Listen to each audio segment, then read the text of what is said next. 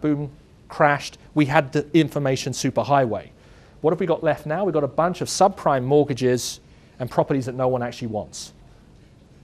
And that's an interesting point that he raised, that this time round we've got a severe, we've got to do something different. So what does this mean for Central and Eastern Europe? This is the first, this is why the reason I mentioned Bulgaria and Ukraine, because Bulgaria and Ukraine also had economic crises after 89, 91. But this is the first time for most people in this region that we've got a problem. We've been seeing growth from 1993 to 2006, which means as companies, we've been able to make profits. Yeah? Because it's not about making profits by stealing market share from your competitors. It's about everyone growing into a growing market. It's much easier to make money that way. Right now, for the first time, what we're seeing is that managers actually have to take market share from their competitors, which is a different set of skills and strategies. So what are the various behaviors that you need to adopt? Don't panic is the first one.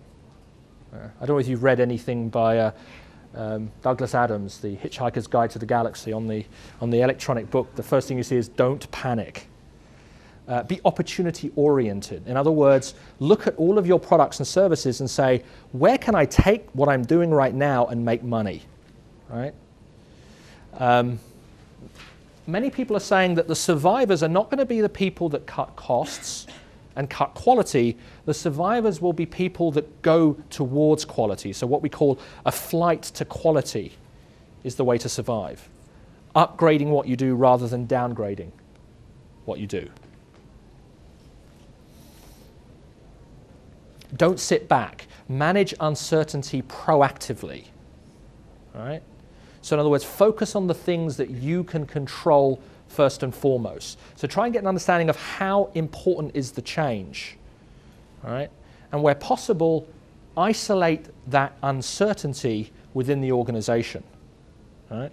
So in other words, by breaking down the uncertainty into manageable chunks, it becomes more manageable by itself. It's like eating an elephant. You don't eat it all at once. You eat it in chunks, and then eventually you get to have finished eating the elephant.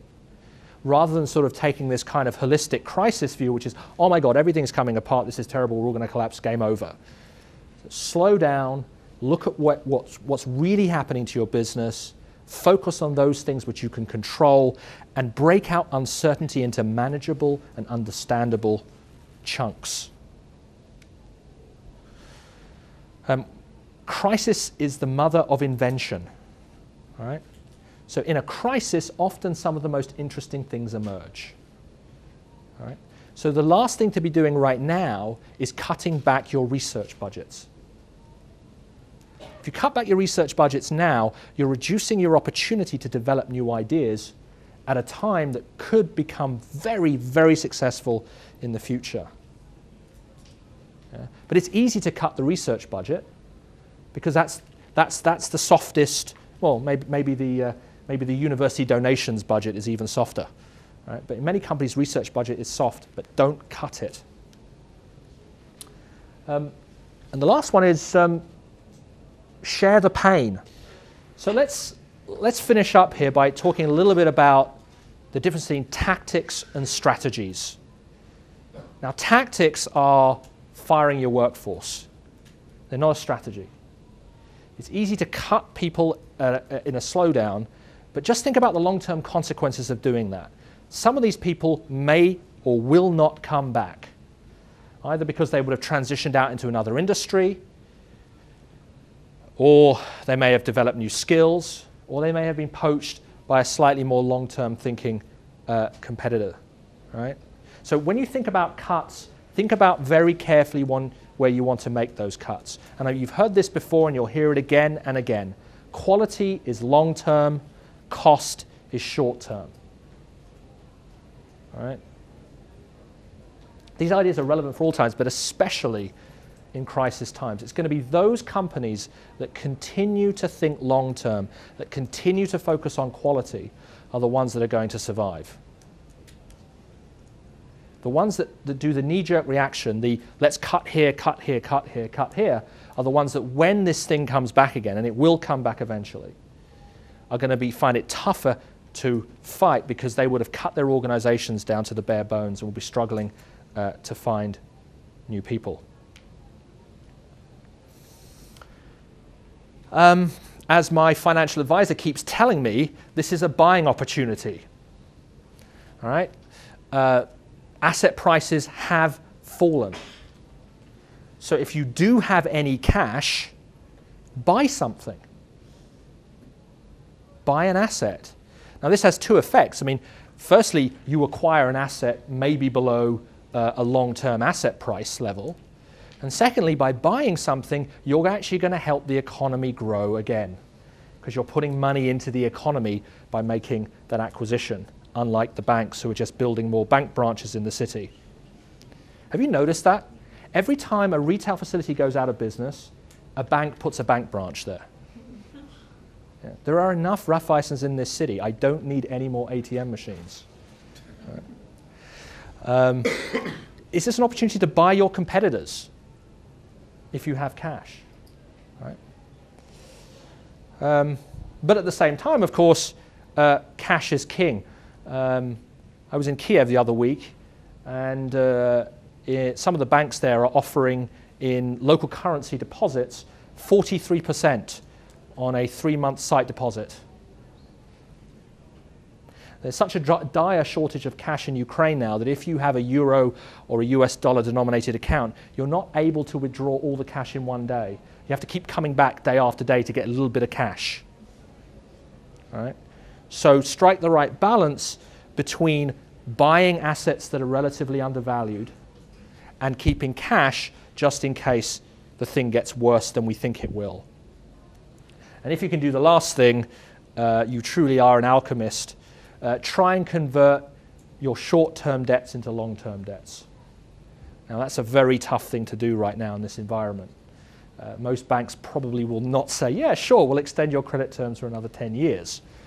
But if you can do that, that's certainly one thing to do. That's exactly what the US government is doing. They're creating a huge long-term debt obligation for the next generation of US taxpayers. Any US citizens in the room? Any US taxpayers? No? Well, you're going to be paying for a few years to come for this. Another idea is developed by a guy called Clayton Christensen at Harvard Business School. This idea of disruptive innovations. All right? So are there ways in which you can offer your service or product at a lower price by increasing what we call the degree of co-production? What is that? Co-production is when you get your customer to help you produce it. You're going, huh? What's that? Well, the easiest illustration is in the service industries, self-service. All right? So just take the airline business for a moment. It's not going to be Malev that survives this crisis, the full-service airline with too many employees serving you pretzels on an empty plane. It's going to be the low-cost carriers, the fapadosh, the guys that let you check in online, that have the minimum number of people operating the plane, and get you involved as much as possible. Well, you don't fly the plane. They're not going to get that far. I know that Ryanair were thinking about asking you to pay to use the toilet. There was a funny cartoon the other day of a guy checking in at the airport, and he had a toilet with him. And the check-in attendant said, "Excuse me, sir, why are you bringing a toilet?" He says, "It's my hand luggage for the flight."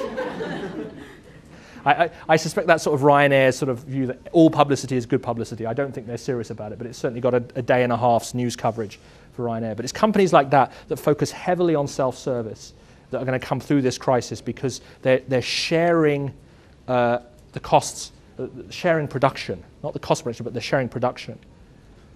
And what they're doing is also generating more and more residual income by charging for extras, so paying £1 to use the toilet. That's a rather poor metaphor. I shouldn't take that too far. Another thing is, can you think of ways you can eliminate wasteful paper-driven activities? As we know, Hungary is papírország, right? Are there ways in which we can reduce that? Can we find ways to offer a product or a service without the need to sit down and sign 4 pieces of paper in blue ink? Because that's what we do right now, right? And this is what we call X inefficiencies. This is this process where companies eliminate managerial waste. For example, in your companies, do you find that most of your supervisors are sitting in meetings rather than serving customers? Maybe you can get some of your managers to actually start serving customers. They might learn the business a bit better too, right? Rather than being very important and sitting in that meeting and passing bits of paper around, right? Maybe you can cut costs on meetings by using virtual meeting technologies. Maybe that's a way of making yourself a leaner organization. So I guess to summarize, the way forward is focus on innovation, focus on innovations that change the business model, focus on innovations that bring more of the consumer into the process, on the innovation side, and on the cost side, find ways in which you can make your organization leaner, not by telling people to go home because they don't have a job, by focusing on keeping as many people as you can, but making them do more productive things than they're doing currently. A final thought, large Japanese companies traditionally employ people for life. Now, what does that mean? It means that when the economy is growing, they're expected to be there for 70 hours a week. And when the economy slows down, they're there for 40 hours a week. All right? Now, I'm not suggesting at all that in Europe we adopt the Japanese management and employment culture, but thinking about ways in which we can keep our people within the company without losing them, but getting them to be more efficient, I think is clearly the way. Oh, one more thing. How many of you use a middle company to do a transaction? We call the middleman. So you use a broker or an intermediate company to buy or sell something. Right? Find ways in which you can get rid of that. Eliminate what we call intermediation. So try and do more direct sales. Use technologies which allow the possibility of direct sales. Because remember, with an intermediary, the intermediary's taken a cut. If you can get rid of that intermediary, you can then hang on to more of the revenues yourself. I think that's it. Oh no, one more. Outsourcing. Yeah? Get rid of those non-core activities, not your core activities. So focus on those things which you could get somebody else to do cheaper. But one word of caution about that is that when you decide to do that, you may end up creating your future competitors by teaching them about your business. So you've got to set the correct boundaries in that way. So I don't think all hope is lost. I think there are many things we can do proactively to get through this crisis. And I think by focusing on those things, innovation, cutting costs, disintermediation, I think there's a brighter future for many companies in this region. Any questions? Yes? You talked about outsourcing, and the question is that how do you explain that contract manufacturers lose orders? Let's just be clear so we're talking the same language. How do you define a contract manufacturer? Can you give me an example so that we don't... It's a sub-industry that I'm talking about. It's EMS. Right, yeah, so like Flextronics. Like Flextronics. Or or Celestica. Yeah. And they're losing orders. It's 30% of their orders are gone now. Yeah, and they're losing it because the OEMs are not selling product, right? Yeah, but maybe you can expect that OEMs will outsource more. That's what you said. If you're a contract manufacturer, if you're Flextronics, if you're Celestica, and you're seeing your share go down, what's the rational strategy? Anyone, or yourself, sir? Steal business from competitors.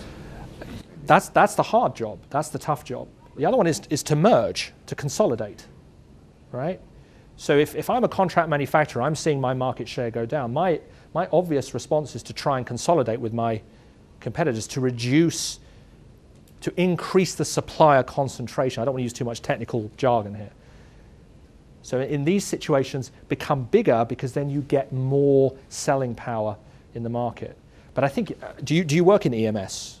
Yeah. Okay, because I mean, the people in the EMS business, electronic manufacturing services, making mobile phones, laptop computers, they've been trying for the longest time to move down the value curve, right? So they end up doing more of the design, so shifting from contract manufacturing to own design manufacturing, right? That's a long-term strategy, because by innovating new products, you then present Nokia, you then present Hewlett-Packard with a finished product based upon your designs, which is valuable. In other words, your intellectual property is involved. So once again, it comes back to this long-term innovative thinking, that developing innovation, new products are the way you're going to survive in this marketplace. Any other questions? Is that time? I think it is. That's not typical of a masterclass either. We normally have an interactive experience at CEU Business School, but I didn't expect to see quite so many people here. Thank you for coming along. And how many of you are thinking about coming to CEU Business School?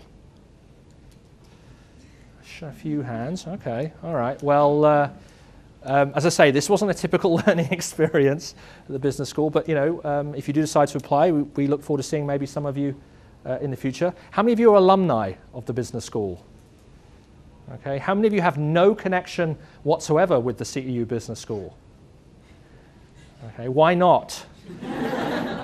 We do want to build connections with industry, and do come see us, do get involved, because it's all about learning from each other. But again, thank you very much for your time. It's been a pleasure. Thank you.